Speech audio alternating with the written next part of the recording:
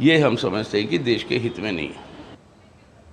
और ज़्यादा जानकारी के साथ हमारे संवाददाता रितेश हमारे साथ जुड़े हुए हैं। रितेश, आपसे ये जानना चाहेंगे, हालांकि बीजेपी इस मुद्दे पर इंडी गठबंधन को पूरी तरह से घेर रही है, लेकिन जिस तरह से हमने सीपीआईएम को देखा, इनके भी अपने तर्क हैं।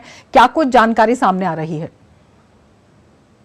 जी देखिए, अभी चुनाव का मौसम चल रहा है और चुनाव के मौसम में इस मुद्दे का बाहर आना कई लोगों की तरफ से राजनीतिक प्रतिक्रिया आ रही है। और मैं सीधी सीधी बात बताऊं कि तमिलनाडु में अब इस विषय को लेकर के, और इस विषय क्या, चुनाव को लेकर के तीन धड़े हैं।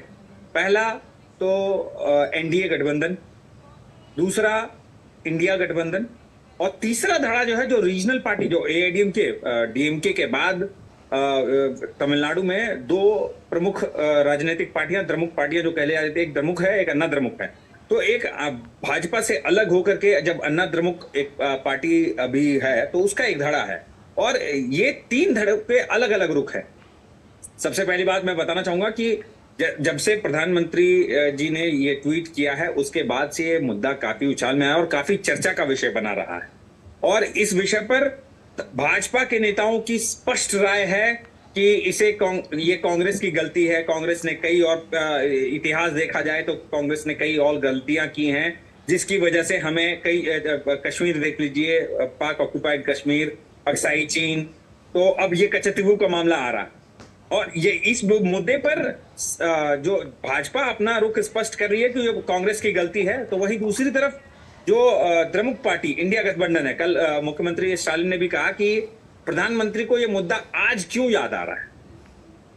वो पिछले 10 सालों से सरकार में हैं, और अगर वो चाहते इस चीज का सॉल्यूशन होना, इस चीज का निवारण होना, तो 10 सालों में उन्होंने कर दिया होता। और वो मछुआरों के हित के बारे में, मछुआरों के बारे में बता रहे हैं कि उनको काफी सारी परेशानी झेलनी पड़ती है, तो ये उन्हें आज क्यों याद आ रहा है। वहीं दूसरी तरफ एआईडीएमके ने स्पष्ट अपनी तरफ से अपने कहा है कि एआईडीएमके के अभी साउथ चेन्नई के उम्मीदवार हैं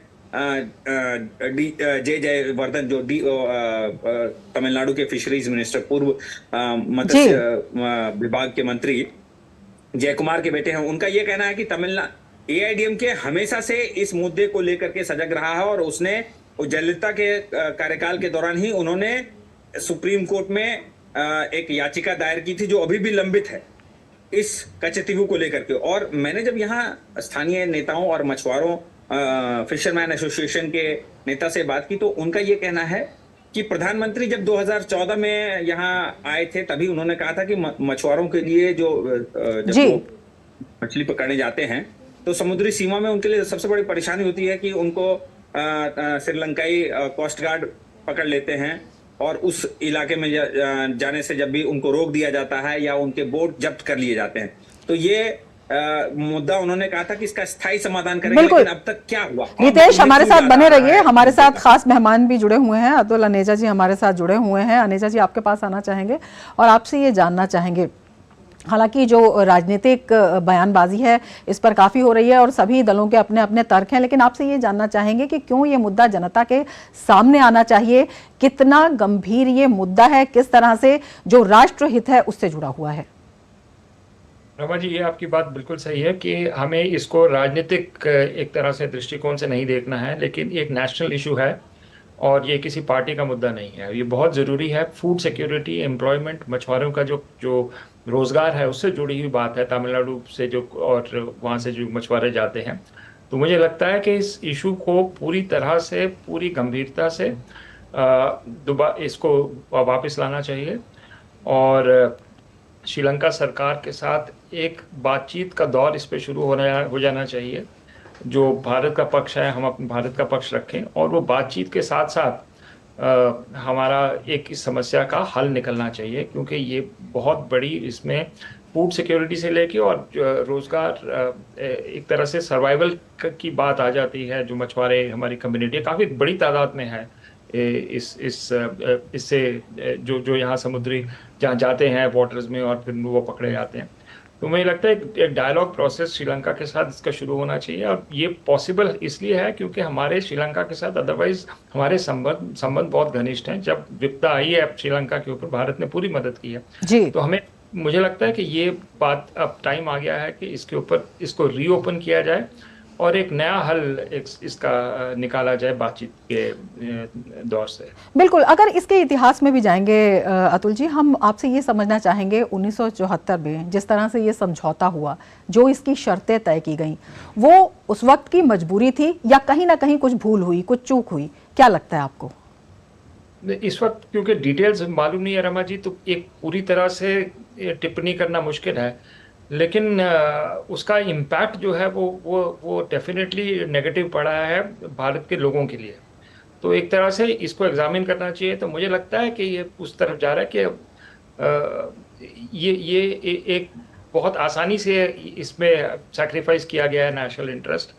उस तरह की सर्कमस्टांसेस 74 की बात आप कह रही हैं, 74 के बाद में जी भारत एक तरह से हाई पे था, 71 की लड़ाई जीती थी और हम आगे निकल रहे थे। तो मुझे लगता है कि उस दौर में हमें एक हार्ड नेगोशिएशंस करने की ज़रूरत थी। और सबसे बड़ी बात यह है कि आप राष्ट्रहित पहले देखते हैं और फिर बाकी बातें आती हैं। हम चाहते हैं कि विन विन सोल्यूशन हो, ये ना हो कि श्रीलंका वालों को भी प्रॉब्लम आए इसके अंदर। लेकिन मुझे लगता है कि नेगोशिएट करके अपने राष्ट्रहित आपका सबसे पहले है, उसको सेफगार्ड करके अगर आप उदारता दिखा सकते हैं तो ज़रूर दिखाएं। लेकिन किसी भी सरकार का ये है कि अपने लोगों के प्रति के उनके जो इंटरेस्ट हैं वो पहले आते हैं। तो मुझे लगता है कि ये इसको रिविजिट करने की ज़रूरत है। तो हो सकता है कि उस टाइम की नेगोशिएशंस जो हो वो इन तरह से इस रियल पॉलिटिक और राष्ट्रहित को देख के नहीं हुई है, और कोई कंसिडरेशंस हो सकती हैं जिसके बारे में भी जानकारी नहीं है रमा जी। कहीं ना कहीं आप मानते हैं कि जो नेशनल इंटरेस्ट था उसको सेक्रीफाइस किया गया। आपसे ये भी जानना चाहेंगे, मछुआरों के हित तो इससे जुड़े ही हैं, इम्पैक्ट की आपने बात की है, एक बड़ा इम्पैक्ट पड़ा भी है, विदेश मंत्री एस जयशंकर ने विस्तार से उसके बारे में बताया है। स्ट्रेटेजिक पॉइंट ऑफ व्यू से भी कितना इंपॉर्टेंट है? स्ट्रेटेजिक पॉइंट ऑफ व्यू से बिल्कुल, अब ब्लू इकोनॉमी की बात करते हैं, हम इंडियन ओशन की बात करते हैं, तो ये श्रीलंका तो बिल्कुल साथ में जुड़ा ही हुआ है। और इसकी और इस टापू की और क्या स्ट्रेटेजिक इम्प्लीकेशंस हो सकती हैं वो भी इम्पोर्टेंट है, क्योंकि इससे और बड़े मुद्दे जुड़ जाते हैं। आपका स्पेशल इकोनॉमिक जोन का साइज वगैरह काफ़ी चीज़ें इसके साथ जुड़ती हैं।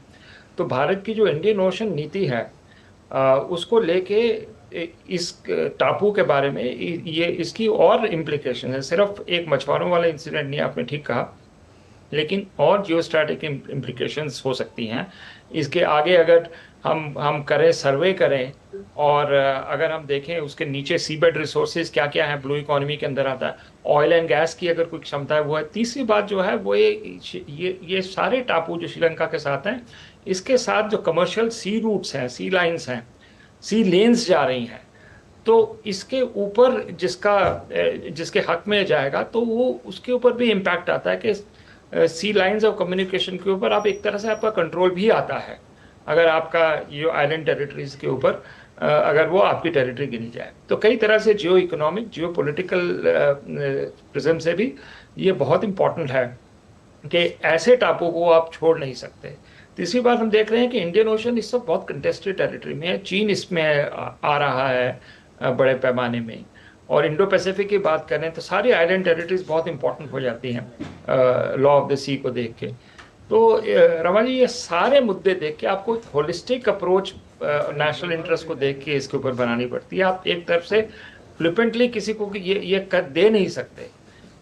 कोई भी आपका टेरिटरी का हिस्सा हो, समुद्री हो चाहे आपका लैंड कॉरिडोर्स को लेके हो, लैंड टेरिटरी के को लेके हो, क्योंकि इसकी बड़ी इम्प्लीकेशंस होती है और जनरेशंस टू कम को फिर उनको भुगतान देना पड़ता है ऐसी गलतियों का।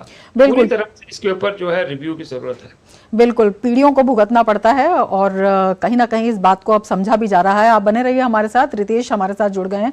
रितेश, आपसे जानना चाहेंगे, जिस तरह से पॉलिटिकल बयानबाजी की आप बात कर रहे थे, क्या ये एक बड़ा मुद्दा वहां पर, क्योंकि मुद्दा तो ये हमेशा से गर्म रहा है, मछुआरे वहां पर बात करते रहे हैं इसके बारे में, लेकिन जिस तरह से आप बता रहे हैं, कांग्रेस का स्टेटमेंट आपने बताया, आपने सीपीआईएम का स्टेटमेंट हमने देखा, और भी दलों की आप बात बता रहे हैं हमें। टाइमिंग की जो बात की जा रही है, हालांकि आपने ये भी बताया कि 2014 में जब प्रधानमंत्री गए थे तो मछुआरों के हित की बात की थी और मछुआरों के हित से ये मुद्दा जुड़ा हुआ है, तो ये जो टाइमिंग का सवाल खड़ा हो रहा है, ये कितना तर्कपूर्ण है, कितना जायज है? देखिए, इस बात से तो इनकार नहीं किया जा सकता कि तमिलनाडु के लिए ये एक बड़ा मुद्दा है, क्योंकि तमिलनाडु जो है कोस्टल एरिया से घिरा हुआ है। आपको यहाँ पे, और यहाँ कोस्टल एरिया से घिरे होने के कारण क्या होता है कि आप मछुआरों की एक्टिविटी ज्यादा होती है, और श्रीलंकाई सीमा पास में होने के कारण ये लोग जाने अनजाने में सीमा क्रॉस करते हैं, जिसके कारण इनको कोप का भाजन भी बनना पड़ता है। क्योंकि आप अगर अपनी सीमा लांघ करके दूसरे देश की सीमा में जाएंगे, चाहे वो जमीनी सीमा हो या समुद्री सीमा हो या वायु सीमा हो, तो इसमें आपको दूसरे देश जो है वो प्रतिबंध लगाता है, या फिर आप जाने अनजाने में जा सकते हैं तो वहां की सेना या वहां के अधिकारी आपको बंदी बना लेते हैं। और ये हमेशा से, ये आज की समस्या नहीं है, तमिलनाडु में मछुआरों के लिए ये समस्या काफी पुरानी है। हमने, और इस चीज में सबसे ज्यादा कोस्ट गार्ड जो है ऑफिसर्स काफी सक्रिय रहते हैं, तो कोस्ट गार्ड के ऑफिसर भी काफी समय से मछुआरों को जागरूक करने के लिए समय समय पर अभियान चलाते हैं। लेकिन इनके लिए, मछुआरों के लिए सबसे बड़ी समस्या है कि वो उनकी सीमा क्या है, कैसे है, ये समझ में उनको, और काफी सारे लोग जो है वो अभी भी मानते हैं कि कचतीवू जो है वो उनका अपना इलाका, और ये एक इमोशनल इशू भी बन जाता है तमिलनाडु के लिए। बिल्कुल इमोशनल भी है, और ये जो है राष्ट्र से भी जुड़ा हुआ है। अतुल जी, एक बहुत छोटी सी प्रतिक्रिया आपसे लेना चाहेंगे। अगर हम राजनीति को अलग छोड़ दें तो केंद्र की ये कंसर्न जो है वो कितनी जेन्युइन है, और किस तरह से इस पर समाधान निकल सकता है, किस तरह से जो समाधान है वो किया जा सकता है, आगे किस तरह बढ़ा जा सकता है? मुझे खुशी है कि इस इशू को हाईलाइट किया। देखिए, समाधान तो ये, रितेश, अतुल जी से एक प्रतिक्रिया ले रहे हैं। रितेश जी, अतुल जी आप बताइए।